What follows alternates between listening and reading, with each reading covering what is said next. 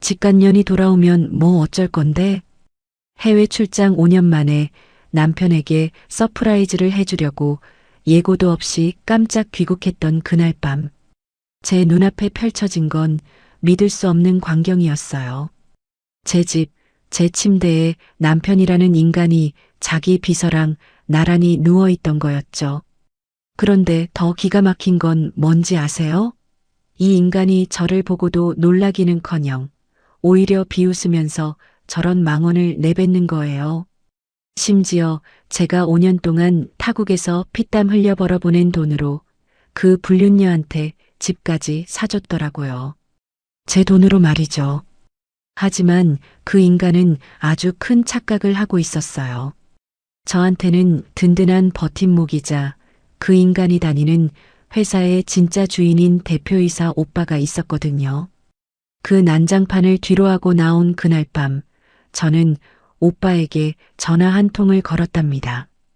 그리고 불과 며칠 뒤 기세등등하던 그 남자는 길바닥에 무릎을 꿇고 눈물 콧물 짜며 싹싹 빌게 되었죠. 대체 그날 밤 어떤 일이 있었길래 그 오만하던 인간이 길바닥에 처참하게 구르게 되었는지 지금부터 그 이야기를 들려드릴게요. 인천공항 도착 게이트를 빠져나오는 순간 5년 만에 맞는 한국의 공기가 코끝을 스쳤습니다. 캐리어 바퀴가 바닥을 구르는 소리가 유난히 크게 들렸죠. 저는 공항 1층 꽃집 앞에서 발걸음을 멈추고 진분홍 장미가 섞인 꽃다발 하나를 골랐습니다. 선물용이세요? 꽃집 직원이 리본을 고르며 물었지만 저는 그냥 웃기만 했습니다. 깜짝 귀국이니까요. 남편 최준혁에게 한마디도 알리지 않았습니다. 택시 뒷좌석에 앉아 꽃다발을 무릎 위에 올려놓고 창밖으로 스쳐가는 서울 풍경을 바라봤습니다. 5년 전 이 도시를 떠나던 날이 떠올랐죠. 그날 인천공항 출국장 앞에서 준혁은 제 캐리어를 놓지 못하고 서 있었습니다. 나 없으면 어떡하려고 이렇게 오래 가는 거야.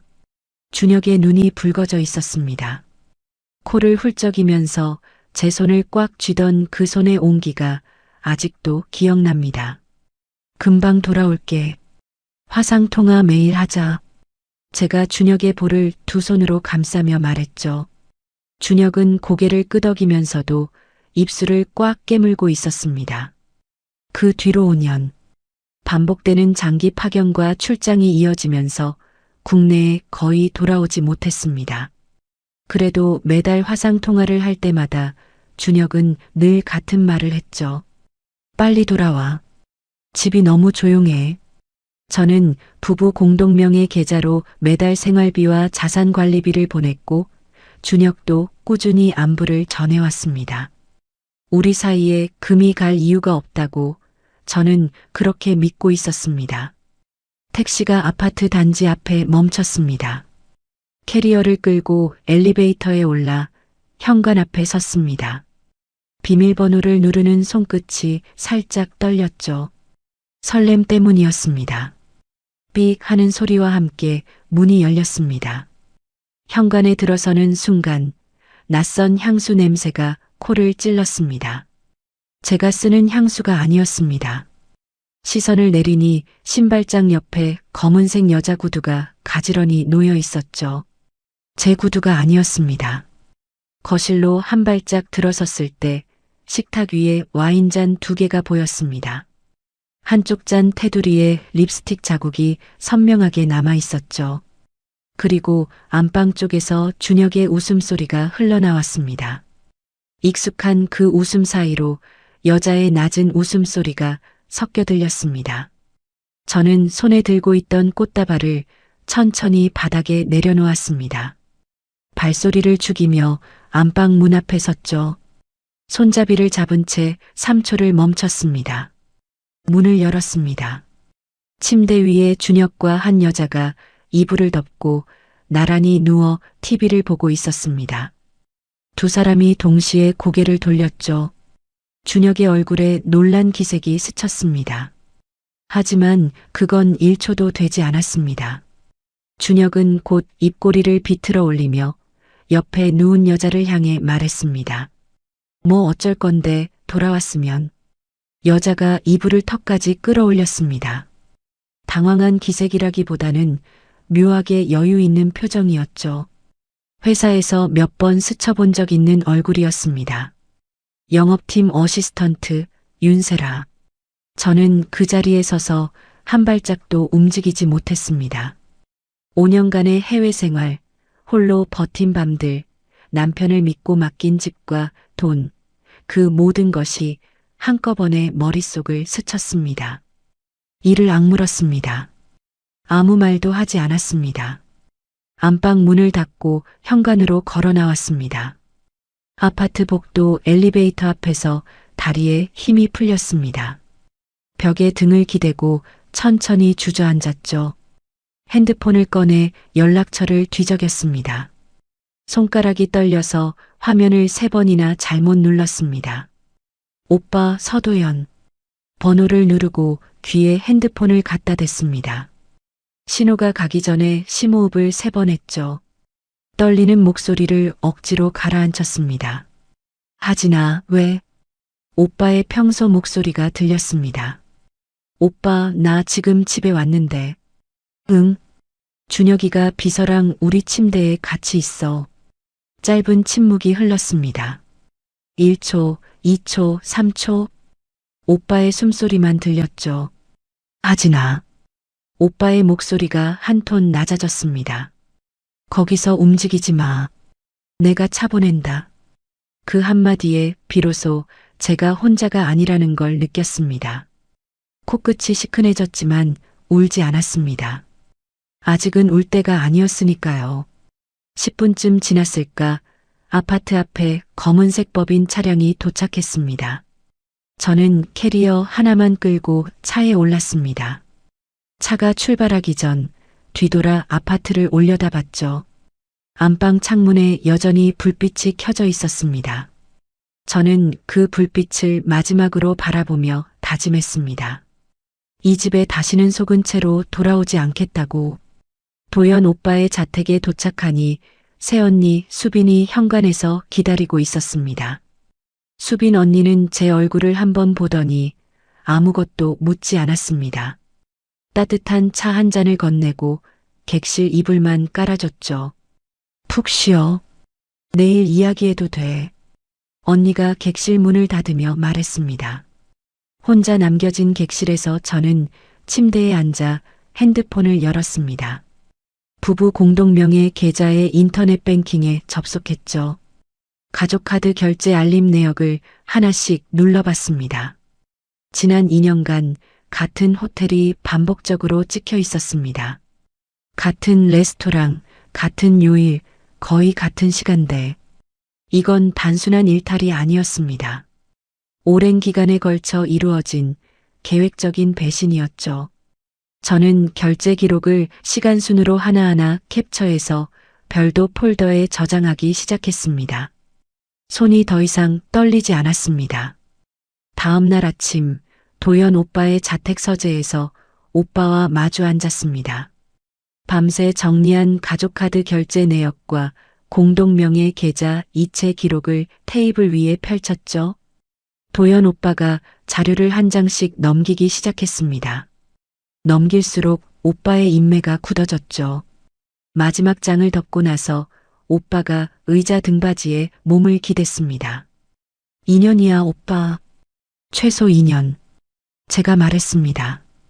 오빠는 고개를 끄덕이더니 두 손을 깍지 끼고 천천히 입을 열었습니다. 하진아, 나는 내 오빠이기도 하지만 회사 대표이기도 해. 그래서 인사권에는 직접 손 안 댈 거야. 그럼 어떻게 하려고? 감사팀의 익명 제보 형식으로 접수시킨다. 영업팀 법인카드 사적 사용 의혹이라는 이름으로. 나는 이해관계자니까 결제 라인에서 완전히 빠지고 감사팀이 독립적으로 조사하게 할 거야. 오빠가 자료 위에 손바닥을 얹으며 말했습니다. 사적 보복이라는 소리를 들으면 안 돼. 정당한 절차로 가야 해. 저는 고개를 끄덕였습니다. 오빠는 언제나 그랬죠. 감정 앞에서도 틀을 먼저 잡는 사람이었습니다.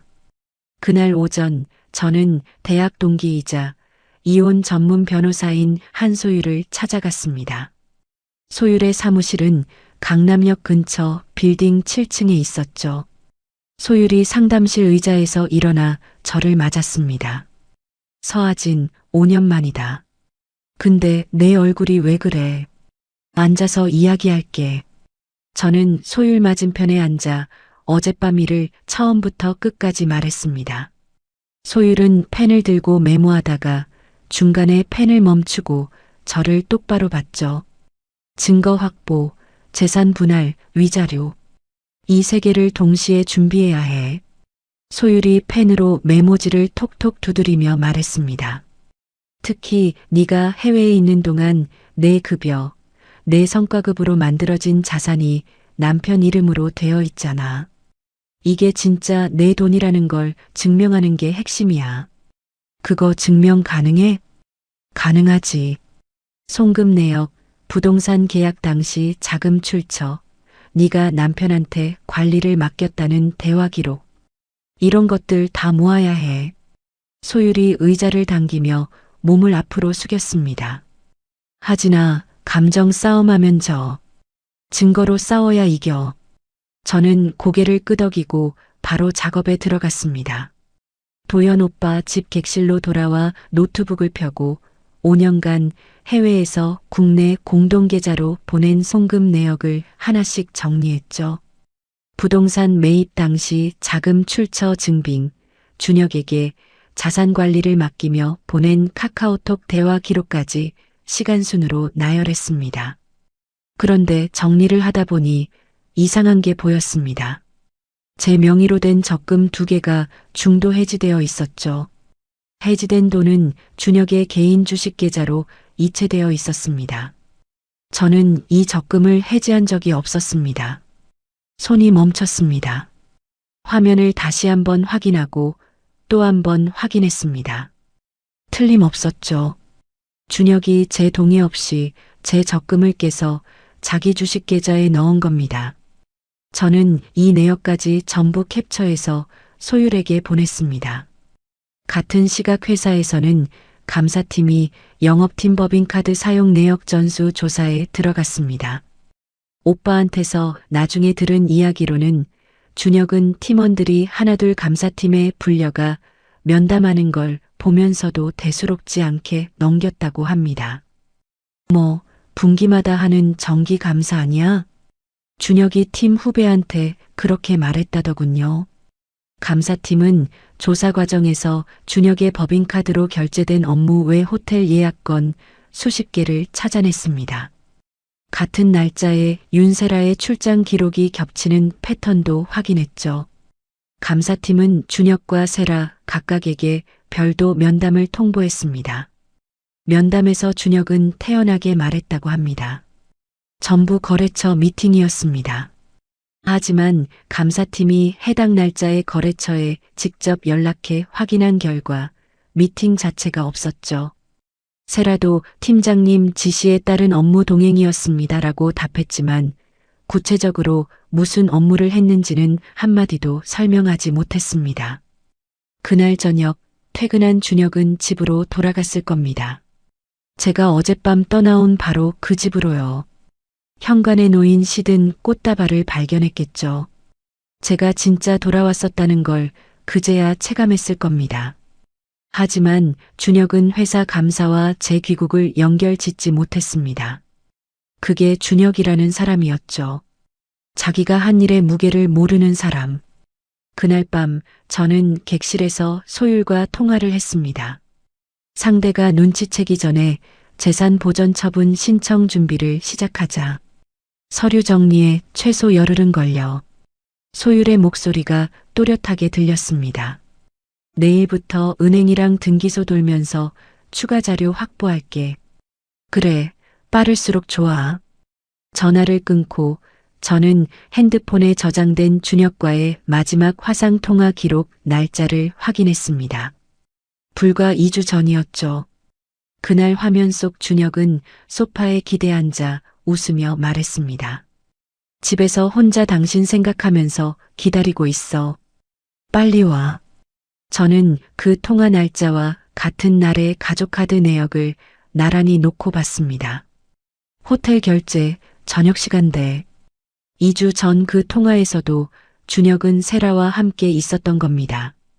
제 얼굴을 보면서 기다린다고 말하면서 같은 날 다른 여자와 호텔에 있었던 거죠. 핸드폰 화면을 꺼버렸습니다. 어둠 속에서 천장을 올려다봤죠. 눈물은 나지 않았습니다. 대신 가슴 한가운데가 돌처럼 단단하게 굳어지는 게 느껴졌습니다. 열흘이 지났습니다. 저는 소율과 함께 은행 4곳과 등기소를 돌며 자료를 확보했죠. 매일 아침 나가서 저녁에 돌아오는 생활을 반복했습니다. 열흘째 되는 날 소율의 사무실에서 마지막 서류에 서명을 했습니다. 이걸로 재산보전 처분 신청 서류는 완성이야. 소율이 두꺼운 서류 묶음을 가지런히 정리하며 말했습니다. 오늘 오후에 바로 법원에 접수한다.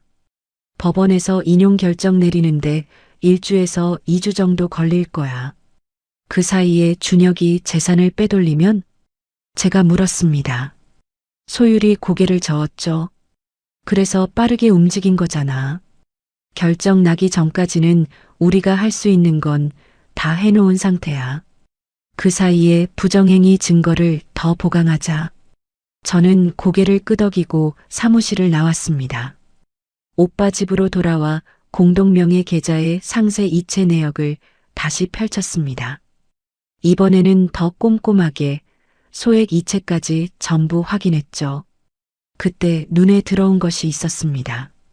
매달 같은 날 300만 원씩 윤세라 이름으로 이체된 기록.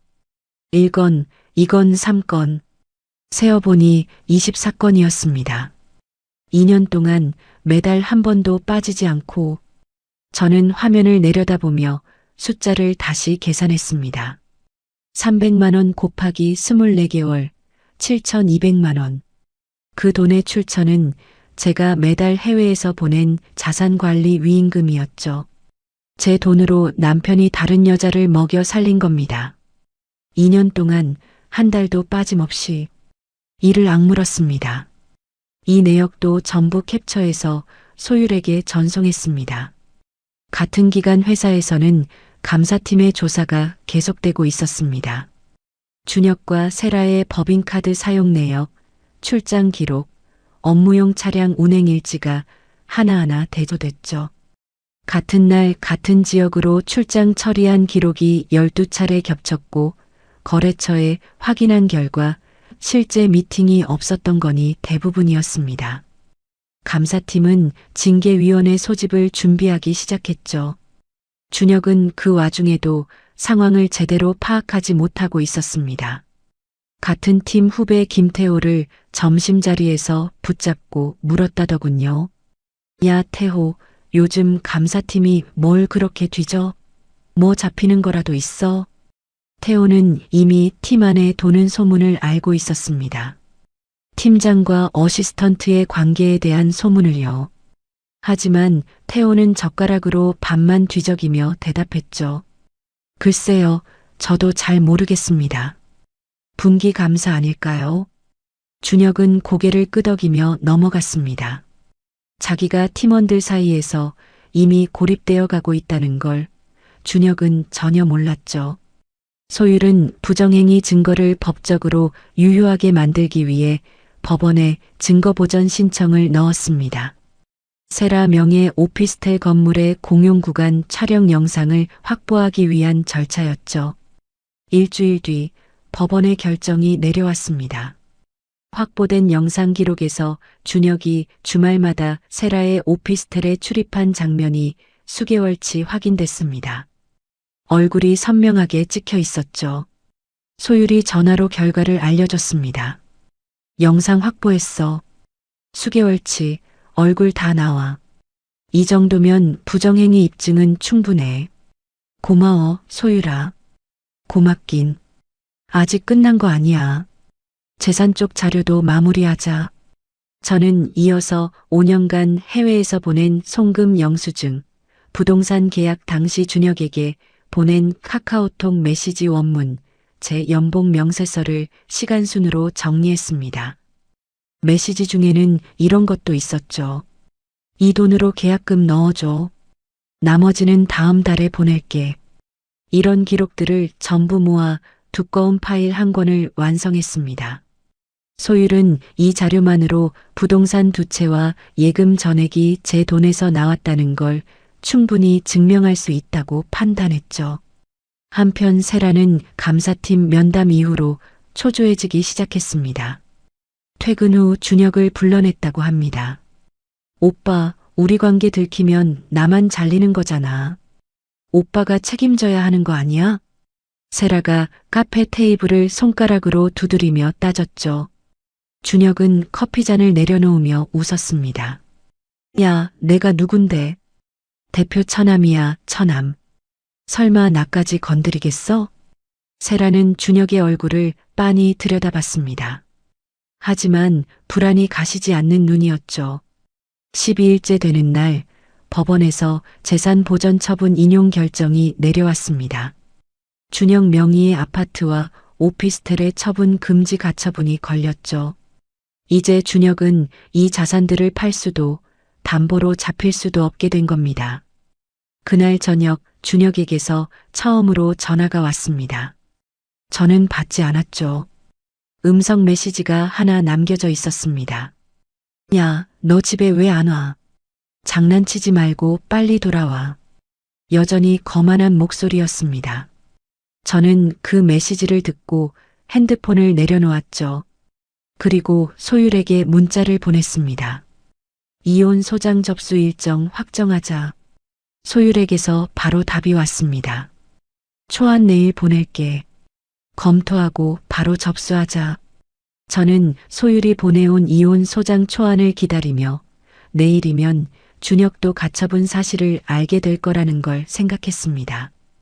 이제 더 이상 숨길 것도 참을 것도 없었죠. 다음 날 오전 준혁이 부동산에 전화를 걸었다고 합니다. 아파트 매물 문의를 하려던 거였죠. 그런데 등기부등본을 확인하는 과정에서 처분 금지 가처분이 걸려 있는 걸 발견한 겁니다. 준혁이 급하게 주식 계좌를 열어봤더니 거기에도 동결 조치가 내려져 있었죠. 나중에 소유를 통해 전해 들은 이야기로는 준혁이 그 자리에서 핸드폰을 떨어뜨릴 뻔했다고 합니다. 준혁에게서 전화가 연달아 왔습니다. 3번, 5번, 7번. 저는 한 통도 받지 않았죠. 대신 소유를 통해 내용 증명을 보냈습니다. 앞으로 모든 연락은 변호사를 통해 해주십시오. 이 한 줄이 저와 준혁 사이에 직접 소통이 끊어지는 시점이었습니다. 사흘 뒤 회사에서 징계위원회가 소집됐습니다. 감사팀의 조사 결과를 바탕으로 준혁의 법인카드 사적 사용 내역과 허위 출장 보고서가 증거로 제출됐죠. 준혁은 위원회 앞에서 양복 단추를 만지작거리며 말했다고 합니다. 업무상 불가피한 지출이었습니다. 거래처와의 관계 유지를 위한 건데 좀 과하게 해석하시는 것 같습니다. 하지만 감사팀이 거래처에 직접 확인한 회신서를 내밀었죠. 해당 일자에 귀사와의 미팅 사실이 없음을 확인합니다. 준혁의 변명은 그 자리에서 무너졌습니다. 징계위원회는 최종 결정을 내렸습니다. 최준혁 팀장, 직위 해제 및 대기 발령. 윤세라, 권고사직. 도연 오빠는 이해관계자 회피를 선언한 상태였기 때문에 최종 결재는 부사장이 대행했습니다. 결정은 사내 규정에 따른 정당한 절차로 전 직원에게 공지됐죠. 직위 해제 통보를 받은 준혁은 곧장 도연 오빠의 대표실로 찾아갔다고 합니다. 형님, 이거 다 오해입니다. 제 이야기 좀 들어보세요. 준혁이 대표실 문 앞에 서서 말했죠. 오빠는 책상에서 고개도 들지 않고 대답했습니다. 나는 이 건에서 빠져 있어. 감사팀 결과에 따른 인사위원회 결정이니까 이해 있으면 정식으로 이해 신청해. 형님, 그래도 저는 형님 매제잖아요. 이렇게까지 하실 겁니까? 준혁의 목소리가 떨렸다고 합니다. 오빠는 그제야 고개를 들어 준혁을 봤죠. 매제라서 더 선을 지키는 거야. 할 말 있으면 인사위원회에 해. 준혁은 대표실 문을 닫고 나오며 복도에서 한참 서 있었다고 합니다. 자기가 이 회사에서 누려온 모든 것이 자기 능력이 아니라 아내와 처남의 후광이었다는 현실을 그때 처음으로 마주한 거죠. 세라에게도 권고사직 통보가 갔습니다. 세라는 바로 준혁에게 전화를 걸었죠. 오빠가 대표 처남이라며 나한테 걱정 말라고 했잖아. 왜 나를 못 지켜줘? 나도 직위 해제됐어. 뭐? 나도 어떻게 될지 모른다고. 준혁은 그 말만 하고 전화를 끊었습니다. 세라는 꺼진 핸드폰 화면을 한참 내려다봤다고 하죠. 그 뒤로 세라는 준혁을 오빠라고 부르지 않았습니다. 소율은 가처분 인용 이후 곧바로 이혼 소장을 가정법원에 접수했습니다. 위자료 2억 원, 부동산 이건 제 명의로 반환, 혼인기간 중 부정행위에 대한 손해배상 청구가 포함됐죠. 법원은 약 한 달 뒤 첫 조정 기일을 잡았습니다. 준혁은 이혼 소장을 송달받고서야 전체 그림을 파악했다고 합니다. 가처분, 직위 해제, 이혼 소송, 세 개가 동시에 진행되고 있었다는 걸 그때야 깨달은 거죠. 준혁은 급하게 변호사를 구했습니다. 이혼 전문이 아닌 일반 민사 변호사 차명호. 급한 불을 끄려고 아무나 잡은 결과였죠.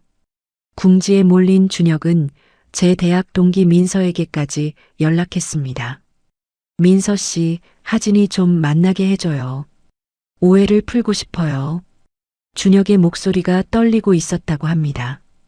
민서는 이미 제게서 상황을 들은 뒤였죠. 준혁 씨, 이건 오해가 아니잖아요.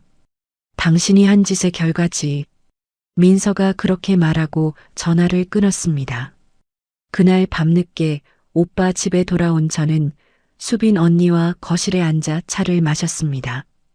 언니가 찻잔을 내려놓으며 제 손등을 가만히 잡았죠. 너무 무리하지 마. 이기는 것도 중요하지만 네가 쓰러지면 안 돼. 저는 고개를 끄덕였습니다. 하지만 객실로 돌아와서 다시 서류를 펼쳤죠. 조정 기일까지 한 달. 그 안에 빈틈없이 정리해야 했습니다. 책상 위에 쌓인 서류 더미를 한 장씩 넘기며 저는 생각했습니다. 5년 동안 제가 모은 것을 준혁은 2년 만에 다 허물어뜨렸죠. 하지만 이 서류 한 장 한 장이 제 무기였습니다. 법정에서는 눈물이 아니라 증거가 이기는 거라고 소율이 처음에 말했던 그대로였습니다. 한 달이 지났습니다. 이혼 조정 기일 당일 저는 소율과 함께 가정법원 조정실에 먼저 도착해 자리에 앉았습니다. 테이블 위에 준비한 서류 파일 3권을 가지런히 놓고 조정위원이 들어오길 기다렸죠. 문이 열리고 준혁이 변호사 차명우와 함께 들어왔습니다. 한 달 사이에 준혁의 얼굴이 눈에 띄게 변해 있었죠. 광대뼈가 드러날 만큼 볼살이 빠져 있었고 눈 밑에 그림자가 짙게 내려앉아 있었습니다. 양복은 입고 있었지만 다림질을 하지 않은 게 한눈에 보였죠. 준혁이 자리에 앉으면서 저를 흘낏봤습니다. 저는 시선을 마주치지 않았죠. 조정위원이 자리를 잡고 양측의 간단한 의견 진술을 요청했습니다. 소율이 먼저 일어났죠. 원고 측 증거를 순서대로 제출하겠습니다. 소율이 첫 번째 파일을 펼쳤습니다. 법원 결정으로 확보한 세라 오피스텔 건물 공용구간 영상 기록이었죠. 준혁이 출입한 날짜와 시간이 정리된 목록이 조정위원 앞에 놓였습니다. 두 번째로 가족카드 호텔 결제 내역. 같은 호텔, 같은 시간대, 2년치가 빼곡하게 적혀 있었죠. 세 번째, 공동명의 계좌에서 세라 계좌로의 24회 정기 이체 기록. 매달 300만 원, 총 7,200만 원. 소율이 자료를 하나씩 넘길 때마다 조정실이 조용해졌습니다.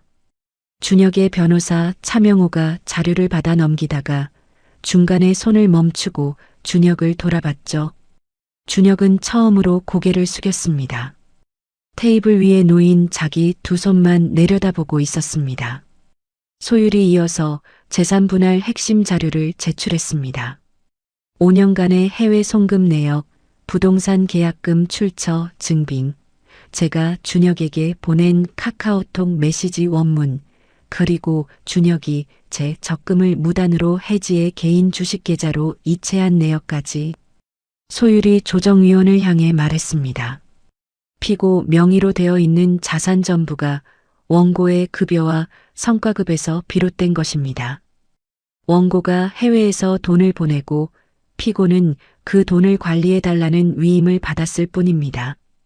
조정위원이 피고 측을 바라봤습니다. 피고 측 반박 자료 있습니까? 차명호가 서류 가방을 열었다가 다시 닫았습니다. 현재 별도로 준비한 자료는 없습니다. 조정실에 다시 침묵이 내려앉았죠. 조정위원은 양측의 입장 차이가 크다고 판단했고 조정은 결렬됐습니다. 본안 재판으로 넘어가기로 결정됐죠. 조정실을 나서는 순간 준혁이 복도에서 제 앞을 가로막았습니다. 하진아, 우리 둘이 이야기 좀 하자. 준혁이 제 팔을 잡으려 손을 뻗었습니다. 소율이 즉시 제 앞으로 한 발짝 나서며 준혁의 손을 막았죠. 의뢰인과의 직접 접촉은 삼가주세요. 할 말 있으시면 변호사를 통해 하십시오. 소율의 목소리는 낮았지만 단단했습니다. 저는 아무 말 없이 돌아서서 법원 복도를 걸어 나왔죠. 그런데 법원 로비 기둥 뒤에서 이 장면을 지켜보고 있는 사람이 있었습니다. 윤세라였죠. 세라는 법원까지 따라온 겁니다.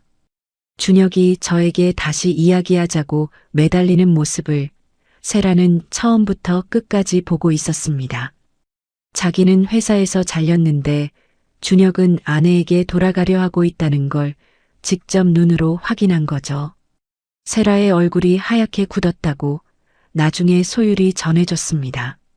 세라는 법원을 나서자마자 소율의 법률사무소 연락처를 검색했다고 하죠. 3일 뒤 소율에게서 전화가 왔습니다. 하진아, 세라가 먼저 연락해 왔어. 세라가? 응. 만나볼 가치가 있을 것 같아. 가지고 온 게 있다고 하더라. 저는 반신반의하면서도 소율의 사무실로 갔습니다. 상담실 문을 열자 세라가 먼저 와서 앉아 있었죠. 권고사직 이후 한 달 만에 보는 세라는 화장기 없는 얼굴에 검은 원피스를 입고 있었습니다. 예전 회사에서 봤던 여유 있는 표정은 어디에도 없었죠. 저는 세라 맞은편에 앉았습니다. 소율이 옆자리에 함께 앉았죠. 세라가 가방에서 작은 검은색 USB 하나를 꺼내 테이블 위에 놓았습니다. 여기 안에 녹음 파일이 있어요. 세라가 USB를 손가락으로 밀며 말했습니다. 준혁이가 사모님 자산을 빼돌린 과정을 저한테 자랑하듯 말한 내용이에요. 저도 그때는 몰랐어요. 이게 나중에 이렇게 쓰일 줄은. 소율이 USB를 집어들며 물었습니다. 언제 녹음한 건데? 6개월 전쯤이요. 준혁이가 술 마시고 기분 좋을 때 자기가 얼마나 돈을 잘 굴리고 있는지 떠들었거든요. 저는 혹시 몰라서 항상 녹음해뒀어요. 세라의 목소리는 담담했지만 테이블 아래 무릎 위에 놓인 손이 꽉 쥐어져 있는 게 보였습니다. 소율이 노트북에 USB를 꽂고 파일을 재생했습니다. 스피커에서 준혁의 목소리가 흘러나왔죠. 마누라가 매달 보내는 돈으로 내 오피스텔도 사주고 주식도 하고 그녀는 해외에서 아무것도 모르고 일만 하고 있어. 완전 호구지 뭐야. 준혁의 웃음소리가 섞여 나왔습니다. 술에 취한 듯 혀가 살짝 꼬인 발음이었지만 한마디 한마디가 또렷하게 들렸죠. 저는 재생 버튼 위에 손을 올려 멈췄습니다. 의자 등받이에 몸을 기대고 창밖을 바라봤죠. 한참을 그렇게 있었습니다. 소율이 조용히 기다려줬습니다. 세라도 아무 말 없이 앉아 있었죠. 저는 시선을 돌려 소율을 봤습니다. 이거 법정 증거로 추가해. 소율이 고개를 끄덕였죠. 세라가 자리에서 일어서려다 멈추며 말했습니다. 저도 이용당한 거예요. 준혁이가 이혼하겠다고 했어요. 새 출발하자고. 저를 사모님 자리에 앉혀주겠다고 했어요. 저는 세라의 얼굴을 봤습니다. 동정은 없었습니다. 하지만 이 자료의 증거 가치는 부정할 수 없었죠. 저는 고개를 한번 끄덕였습니다. 소율이 세라에게 물었습니다. 세라 씨, 향후 법정에서 증인으로 출석할 의향 있으세요? 세라가 잠시 입술을 깨물더니 대답했습니다. 네, 나갈게요. 세라가 사무실을 나간 뒤 소율이 의자를 돌려 저를 마주 봤습니다. 이 녹음 파일이면 위자료 상향 가능해. 3억까지 올릴 수 있어. 올려.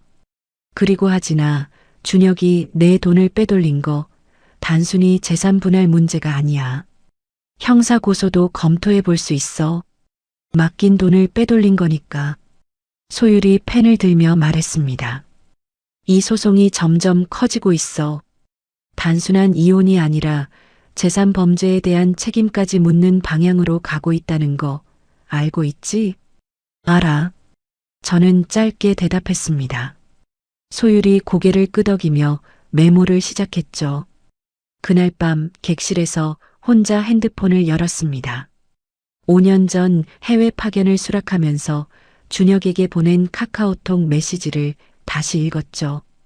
당신을 믿으니까 집안 살림은 맡길게. 돈 관리 잘 부탁해. 돌아오면 우리 좋은 집에서 잘 살자. 그 밑에 준혁의 답장이 있었습니다. 걱정 마. 내가 다 알아서 할게. 빨리 돌아와. 저는 핸드폰 화면을 꺼버리고 침대에 누웠습니다. 제가 보낸 신뢰를 준혁은 배신의 도구로 썼죠. 하지만 이제 녹음 파일이라는 결정적인 증거가 제 손에 있었습니다. 법정에서의 승산은 확실해졌습니다. 눈을 감았습니다.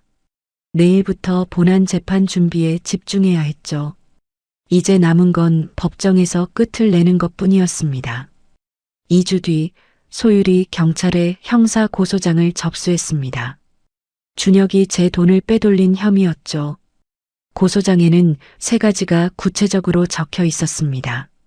제 동의 없이 적금을 해지해서 개인 주식 계좌로 옮긴 건, 공동명의 계좌에서 세라 계좌로 2년간 반복 이체한 건, 가리고 제 자금으로 세라 명의 오피스텔을 매입한 건, 경찰에서 준혁에게 출석 요구서가 날아갔습니다. 직위 해제의 이혼 소송, 거기에 형사 소환까지. 3개가 한꺼번에 준혁의 목을 조이기 시작한 거죠. 준혁은 마지막 수단을 꺼냈습니다. 어머니 김복순에게 전화를 건 겁니다. 나중에 들은 이야기로는 준혁이 전화기를 붙잡고 울먹였다고 합니다. 엄마, 나 좀 도와줘. 하진이가 나한테 소송을 걸었어. 경찰에서도 나오래. 복순 어머니가 저에게 전화를 했습니다. 핸드폰에 시어머니 이름이 뜨는 걸 보고 저는 잠시 숨을 고르고 받았죠. 하진아. 복순 어머니의 목소리가 떨리고 있었습니다. 엄마가 잘못했다. 그동안 준혁이를 제대로 못 가르친 게 다 엄마 탓이야. 준혁이를 한 번만 봐줘라, 응? 저는 창밖을 바라보며 천천히 대답했습니다. 어머니, 한번 직접 만나서 확인하셔야 할 게 있습니다. 제 변호사 사무실에서 뵙겠습니다. 변호사 사무실? 하진아, 그냥 우리끼리 만나면 안 되겠니? 어머니, 직접 들으셔야 할 것이 있어요. 제가 시간 잡아서 연락드리겠습니다. 전화를 끊고 소율에게 바로 연락했습니다. 소율은 시어머니와의 면담 자리를 사무실에 마련해줬죠. 며칠 뒤 복순 어머니가 소율의 사무실에 도착했습니다. 상담실 문을 열고 들어온 어머니는 평소보다 훨씬 작아 보였습니다. 어깨가 움츠러들어 있었고 핸드백 끈을 두 손으로 꽉 쥐고 있었죠.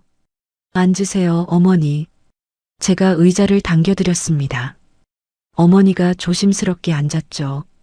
소율은 한쪽에 서서 노트북을 준비하고 있었습니다. 하진아, 도대체 무슨 일이야? 준혁이가 전화해서 오는데 엄마는 영문을 모르겠어. 어머니가 핸드백을 무릎 위에 올리며 말했습니다. 저는 어머니의 눈을 똑바로 바라봤죠. 어머니, 직접 들어보시면 아실 겁니다. 소율이 노트북의 재생 버튼을 눌렀습니다. 스피커에서 준혁의 목소리가 흘러나왔죠. 마누라가 매달 보내는 돈으로 내 오피스텔도 사주고 주식도 하고 그녀는 해외에서 아무것도 모르고 일만 하고 있어. 완전 호구지 뭐야. 준혁의 웃음소리가 이어졌습니다. 술에 취해 떠드는 아들의 목소리를 어머니는 두 손을 무릎 위에서 깍지 낀 채 듣고 있었습니다. 녹음이 끝났습니다. 상담실이 조용해졌죠. 어머니의 깍지 낀 손이 부들부들 떨리고 있었습니다. 한참 동안 아무 말도 하지 못하다가 어머니가 고개를 천천히 숙였습니다. 내가 아들을 잘못 키웠다. 어머니의 목소리가 갈라졌습니다. 코끝이 빨갛게 물들어 있었죠. 하진아, 미안하다. 정말 미안해. 저는 어머니를 바라보며 말했습니다. 어머니 잘못이 아닙니다. 준혁이가 선택한 겁니다. 하지만 소송은 멈출 수 없어요. 그래, 그래야지. 엄마가 뭐라고 할 처지가 아니야. 어머니가 핸드백에서 손수건을 꺼내 눈가를 눌렀습니다. 저는 더 이상 말을 보태지 않았죠. 어머니가 일어서서 사무실을 나갈 때까지 저는 자리에 앉아 있었습니다. 한편 세라는 권고사직 이후 재취업이 되지 않는 상태였습니다. 이력서를 돌려도 답이 없었고 같은 업계에 소문이 퍼진 뒤라 면접 기회조차 잡기 어려웠다고 하죠. 세라가 준혁에게 전화를 걸었습니다. 당신 때문에 내가 이렇게 됐잖아. 책임져. 세라의 목소리에 예전의 여유는 사라지고 날카로움만 남아 있었습니다. 준혁은 한숨을 내쉬며 대답했죠. 나도 어떻게 될지 모르는 판인데. 무슨 책임이야, 지금. 뭐, 당신이 나한테 뭐라고 했는데? 사모님 자리 줄 거라고 했잖아. 이혼하고 새 출발하자고 했잖아. 그건 그때 그 상황이. 준혁이 말끝을 흐렸습니다. 세라는 전화기를 귀에서 떼고 한참을 화면을 노려보다가 통화를 끊어버렸습니다. 경찰 조사 날이 왔습니다. 준혁은 수사관 앞에 앉아 처음에는 이렇게 말했다고 합니다. 아내가 자발적으로 맡긴 돈을 제가 재량껏 관리한 겁니다. 아내가 알아서 하라고 했으니까요. 수사관이 서류를 한 장 꺼냈습니다. 제가 준혁에게 보낸 카카오톡 메시지 원문이었죠. 부동산 관리하고 생활비 쓰는 데만 써줘. 나머지는 적금 그대로 놔둬. 수사관이 그 메시지를 가리키며 물었습니다. 여기 위임 범위가 명시되어 있는데요. 부동산 관리와 생활비 집행, 이 두 가지죠. 그런데 적금을 해지해서 주식 계좌로 옮기고 다른 사람 이름으로 오피스텔을 사고 매달 300만 원씩 이체한 건 이 범위에 해당합니까? 준혁이 입술을 달싹거렸지만 말이 나오지 않았다고 합니다. 수사관이 내역서를 하나씩 테이블 위에 늘어놓았죠. 적금 해지 내역, 주식계좌 이체 기록, 세라 계좌 이체 24건, 오피스텔 매매 계약서. 준혁은 결국 고개를 숙였습니다. 제가 판단을 잘못했습니다. 수사관이 조서를 작성하는 동안 준혁은 고개를 든 채로 한마디도 하지 못했다고 합니다. 경찰 조서와 세라의 증인 진술 확약서가 이혼 소송 측에도 전달됐습니다. 소율은 본안 재판을 위한 최종 청구안을 확정했죠. 위자료 3억 원, 부동산 이건 전량 반환, 준혁의 재산 형성 기여도 없음. 법원은 재판 기일을 3주 뒤로 잡았습니다. 재판을 앞두고 준혁의 변호사 차명호가 준혁에게 솔직하게 말했다고 합니다. 최 선생님, 저도 여러 사건을 맡아봤지만 이 건은 솔직히 승소가 어렵습니다. 상대 증거가 너무 탄탄해요. 합의를 시도하는 게 현실적입니다. 준혁은 자기 변호사의 말에 한참 멍하니 앉아 있다가 소율에게 연락했습니다. 하진이 원하는 조건 다 들어줄게요. 합의합시다. 소율이 그 제안을 저에게 전달했습니다. 저는 한치의 망설임도 없이 대답했죠. 법정에서 끝내자. 그 사람이 한 일이 판결문으로 기록에 남아야 해. 소율이 고개를 끄덕이며 전화를 끊었습니다. 재판 전날 밤 저는 오빠 집 객실에서 혼자 앉아 있었습니다. 서랍 깊숙이 넣어뒀던 결혼 앨범을 꺼냈죠. 한 장씩 넘겼습니다. 8년 전 웨딩 사진 속에서 준혁이 활짝 웃고 있었습니다. 제 손을 잡고 카메라를 바라보는 그 얼굴이 지금 법정에 서게 될 남자와 같은 사람이라는 게 믿기지 않았죠. 잠시 손이 멈췄습니다. 하지만 저는 앨범을 덮고 서랍에 다시 넣었습니다. 일어서서 내일 법정에 가져갈 서류 가방을 열고 서류 순서를 하나하나 최종 점검했죠. 다음 날 아침 저는 해외 지사 시절 입었던 네이비 수트를 옷장에서 꺼냈습니다. 거울 앞에 서서 재킷 단추를 잠그고 어깨를 한번 폈죠.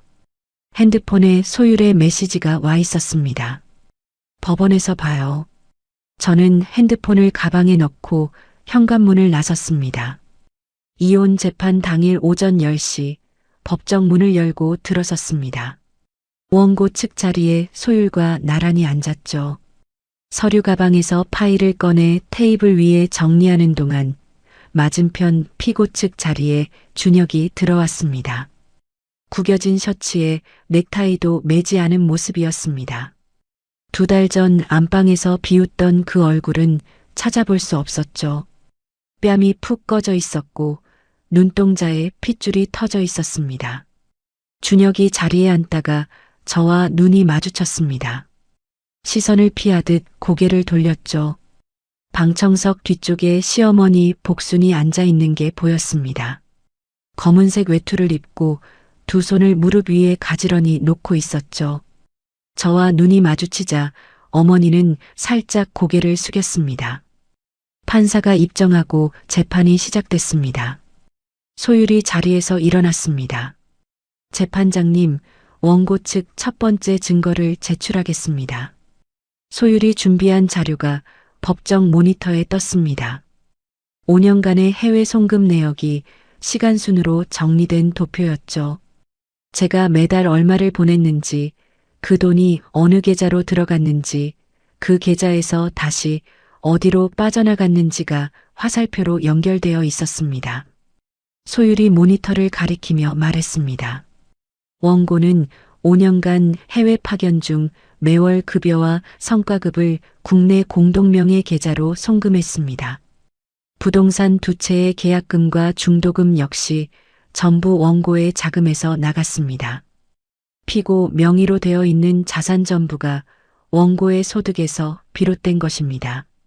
판사가 피고 측을 바라봤습니다. 피고 측, 이에 대한 반박 자료 있습니까?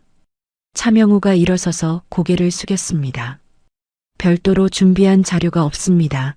재판장님. 판사가 고개를 끄덕이고 기록했죠. 소율이 두 번째 증거를 꺼냈습니다. 노트북을 법정 음향 시스템에 연결하더니 저를 한번 돌아봤습니다. 저는 고개를 끄덕였죠. 재생 버튼이 눌렸습니다. 법정 스피커에서 준혁의 목소리가 울려 퍼졌습니다. 마누라가 매달 보내는 돈으로 내 집 사고 주식도 하고 그녀는 해외에서 모르고 일만 해. 완전 호구야. 웃음소리가 뒤따랐습니다. 술 취한 남자의 기분 좋은 웃음이었죠. 법정이 조용해졌습니다.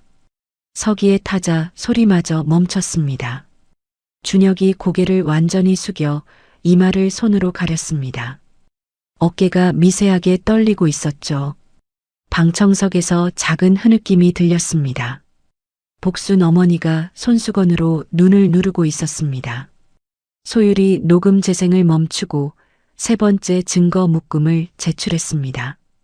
재판장님, 부정행위 증거를 일괄 제출합니다. 법원 결정으로 확보한 오피스텔 건물 공용 구간 영상에서 확인된 피고의 출입 기록, 가족 카드로 결제된 호텔 내역 2년치, 그리고 공동명의 계좌에서 상대 여성 계좌로의 24회 정기 이체 기록입니다. 소율이 서류를 판사에게 올리며 말을 이었습니다. 이 부정행위는 최소 2년 이상 지속된 상습적 배신이며 동시에 원고의 재산을 빼돌리는 행위가 수반되었습니다. 판사가 서류를 넘기며 확인하더니 피고 측을 바라봤습니다. 피고 본인 직접 의견을 진술하시겠습니까? 준혁이 천천히 자리에서 일어났습니다. 이마를 가리고 있던 손을 내리는데 눈가가 빨갛게 부어 있었죠. 입술을 몇 번 달싹이다가 갈라진 목소리로 말했습니다. 재판장님, 제가 잘못했습니다. 변명의 여지가 없습니다. 준혁이 고개를 돌려 저를 바라봤습니다. 하진아, 미안하다. 저는 준혁의 눈을 들여다봤습니다. 그 사과가 진짜 뉘우침에서 나온 건지 아니면 모든 걸 잃게 될지 모른다는 공포에서 나온 건지 준혁의 눈동자가 흔들리고 있었죠. 저는 대답하지 않고 시선을 돌려 정면을 바라봤습니다. 최종 변론 순서가 왔습니다. 소율이 일어서서 판사를 향해 말했습니다. 원고는 5년간 해외에서 회사와 가정을 위해 헌신하며 피고를 전적으로 신뢰했습니다. 피고는 그 신뢰를 이용해 원고의 재산을 빼돌리고 다른 여성과의 관계를 유지했습니다. 이것은 단순한 혼인 파탄이 아닙니다. 아내의 신뢰를 도구 삼아 저지른 배신입니다. 소율이 자리에 앉았습니다. 차명우가 일어섰지만 한마디밖에 하지 못했죠. 재판장님, 피고도 자신의 잘못을 인정하고 깊이 반성하고 있습니다. 선처를 부탁드립니다. 판사는 양측의 진술을 모두 기록한 뒤 판결 선고일을 2주 뒤로 지정하고 퇴정했습니다. 법정 밖으로 나오는 순간 준혁이 복도에서 제 앞을 가로막았습니다. 하진아. 준혁이 두 손을 모았습니다. 손가락 마디가 하얗게 질려 있었죠. 제발 한 번만 기회를 줘. 나 진짜 바뀔게. 다 내려놓을게. 저는 준혁의 얼굴을 올려다봤습니다. 5년 전 공항에서 울던 남자와 2달 전 안방에서 비웃던 남자와 지금 법원 복도에서 두 손 모으고 서 있는 남자. 전부 같은 사람이었죠. 준혁 씨. 저는 준혁을 그렇게 불렀습니다. 준혁의 눈이 흔들렸죠. 제가 이름 뒤에 씨를 붙인 건 처음이었으니까요. 당신이 바뀌든 말든 그건 이제 나와 상관없는 일이야. 저는 돌아섰습니다. 소율이 제 옆에 나란히 서서 걸었죠. 뒤에서 준혁이 뭔가를 더 말했지만 저는 듣지 않았습니다. 법원 계단을 내려오는데 소율이 조용히 말했습니다. 판결은 거의 확실해. 위자료 전액 인용이랑 재산 반환 다 나올 거야. 저는 고개를 끄덕이며 계단을 내려왔습니다. 법원 앞 주차장에 도연 오빠의 차가 서 있었죠.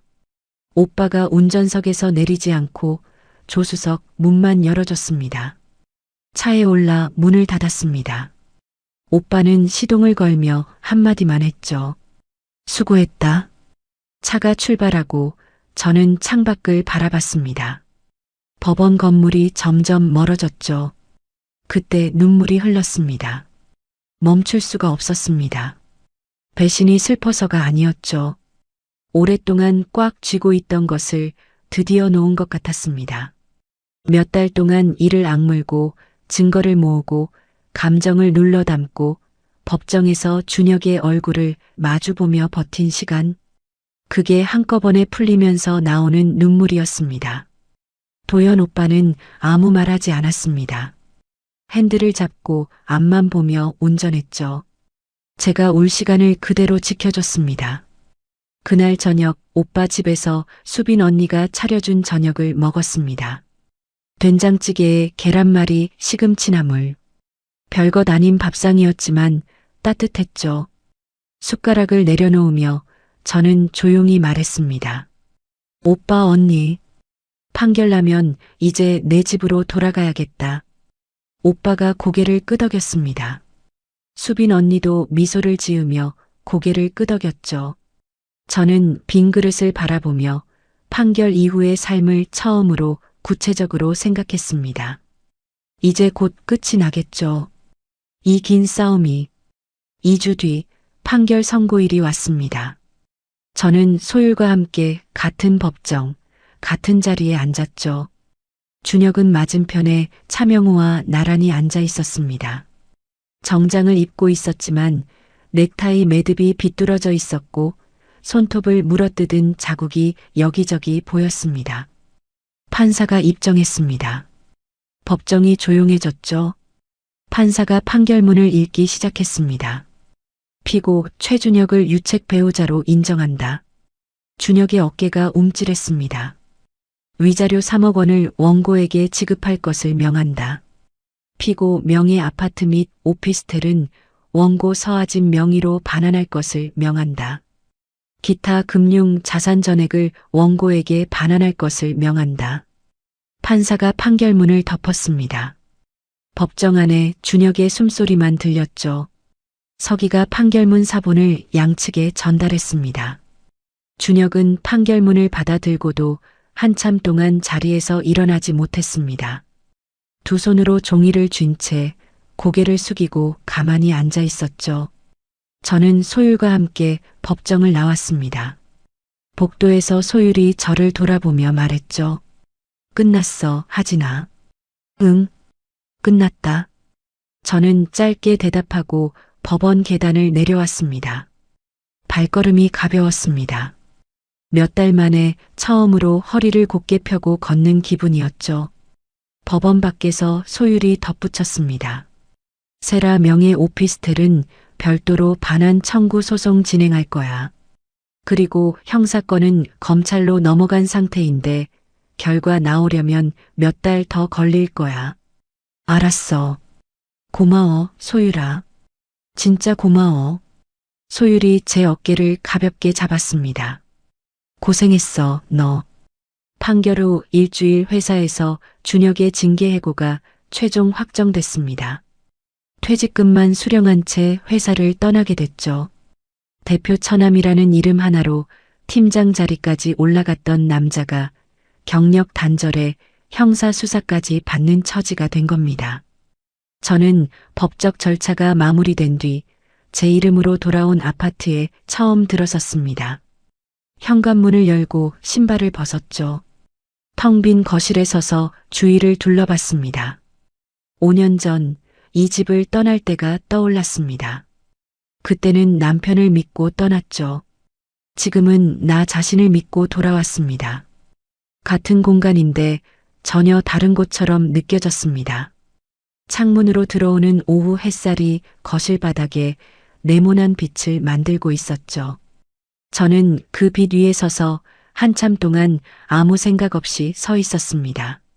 며칠 뒤 도연 오빠가 저를 불렀습니다. 오빠의 사무실에서 마주 앉았죠. 하진아, 내 해외지사 경험이면 국내 신규 사업 총괄 이사로 바로 들어올 수 있어. 자리 만들어놨다. 오빠가 서류 한 장을 밀어줬습니다. 직책과 조건이 적혀 있었죠. 나쁘지 않은 제안이었습니다. 아니, 좋은 제안이었죠. 하지만 저는 서류를 내려다보며 며칠을 고민했습니다.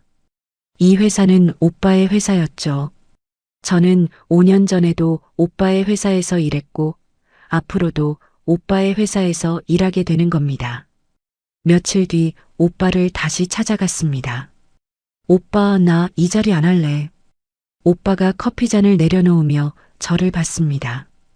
오빠 회사가 아니라 내 이름으로 시작하고 싶어? 독립해서 법인 하나 차릴 거야. 오빠는 잠시 저를 바라보다가 입꼬리를 살짝 올렸습니다. 네가 그럴 줄 알았다. 뭐야, 알고 있었으면서 왜 제안한 거야? 혹시나 해서. 그래도 한 번은 물어봐야 할 거 아니야. 오빠가 웃으며 커피잔을 다시 들었습니다. 저도 따라서 웃었죠. 오래간만에 짓는 웃음이었습니다. 그로부터 보름쯤 지난 어느 오후였습니다. 비가 내리고 있었죠. 부동산 명의 이전 서류를 처리하고 건물 밖으로 나오는 길이었습니다. 가방에서 우산을 꺼내려는데 눈앞에 누군가가 서 있었습니다. 준혁이었습니다. 머리가 비에 젖어 이마에 달라붙어 있었고 얇은 점퍼 어깨가 축축하게 젖어 있었죠. 얼굴이 더 야위어 있었습니다. 광대뼈가 튀어나오고 눈 밑에 그림자가 짙었습니다. 하진아. 준혁이 떨리는 목소리로 불렀습니다. 저는 발걸음을 멈추고 준혁을 바라봤죠. 나갈 데가 없어. 준혁의 목소리가 갈라졌습니다. 한 번만 도와줘. 준혁이 그 자리에서 무릎을 꿇었습니다. 축축한 보도블록 위에 양쪽 무릎이 닿았죠. 두 손을 비비며 고개를 숙였습니다. 제발 하진아. 나 진짜 잘못했어. 다 잘못했어. 지나가던 사람들이 걸음을 멈추고 쳐다봤습니다. 우산을 쓴 아주머니 한 분이 멈춰서 힐끗거렸고 양복 입은 남자가 뒤돌아보며 고개를 갸웃했죠. 저는 비를 맞으며 무릎 꿇은 준혁을 내려다봤습니다. 5년 전 공항에서 울며 배웅하던 사람, 2달 전 안방에서 비웃던 사람, 법정에서 고개 숙이던 사람, 그리고 지금 길바닥에서 두 손 비비는 이 사람, 전부 같은 사람이었습니다. 준혁 씨, 제가 입을 열었죠. 준혁이 고개를 들어 저를 올려다봤습니다. 빗물인지 눈물인지 분간이 안 되는 것이 볼을 타고 흘러내리고 있었죠. 당신은 나한테 빌 게 아니라 당신 자신한테 빌어야 해. 저는 준혁의 눈을 똑바로 내려다보며 말했습니다. 나는 더 이상 당신 인생의 답이 아니야. 가방에서 우산을 꺼내 펼쳤습니다. 우산 위로 빗방울이 톡톡 떨어지는 소리가 들렸죠. 저는 우산을 들고 돌아섰습니다. 하진아. 뒤에서 준혁의 목소리가 들렸습니다. 하진아, 하진아. 빗소리에 섞여 점점 작아져 갔죠. 저는 멈추지 않았습니다. 한 발 한 발 앞으로 걸었습니다. 이 결혼이 제게 남긴 것이 상처만은 아니었습니다. 저는 이 과정을 거치면서 제 자신의 힘을 확인했죠. 혼자 버틸 수 있다는 것, 혼자 싸울 수 있다는 것, 혼자 다시 시작할 수 있다는 것. 빗속을 걸으며 그걸 하나하나 정리했습니다. 한 달 뒤, 저는 제 이름을 딴 컨설팅 법인의 작은 사무실에서 첫 출근을 했습니다. 10평 남짓한 사무실이었죠. 창밖으로 아침 햇살이 비스듬히 들어오고 있었습니다. 책상 위에 해외 지사 시절 쓰던 명패를 올려놓았습니다. 그 옆에 새 법인 명패를 나란히 놓았죠. 서하진 대표라고 적힌 명패가 햇살을 받아 반짝거렸습니다. 의자에 앉아 커피를 한 모금 마시고 창가로 걸어갔습니다. 내려다본 거리에는 각자의 하루를 살아가는 사람들이 보였죠. 출근하는 직장인, 유모차를 미는 엄마, 배달 오토바이를 타고 지나가는 남자. 저는 이제 누군가의 아내가 아니었습니다. 누군가의 피해자도 아니었죠. 서하진이라는 이름 하나로 여기 서 있었습니다. 이것이 5년 만에 진짜 귀환이었습니다. 커피잔을 창턱에 내려놓고 책상으로 돌아갔습니다. 컴퓨터를 켜고 오늘의 첫 번째 업무 파일을 열었죠.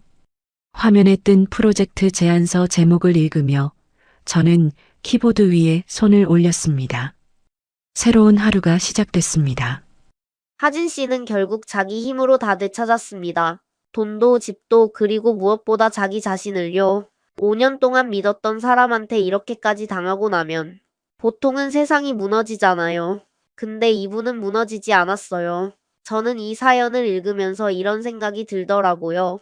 사람이 진짜 강한 건 안 넘어지는 게 아니라 넘어져도 다시 일어서는 거구나. 하진 씨도 5년 만에 다시 시작했잖아요. 시청자 여러분은 어떻게 생각하시나요? 시청자 여러분의 생각을 댓글에 편하게 남겨주시면 감사하겠습니다.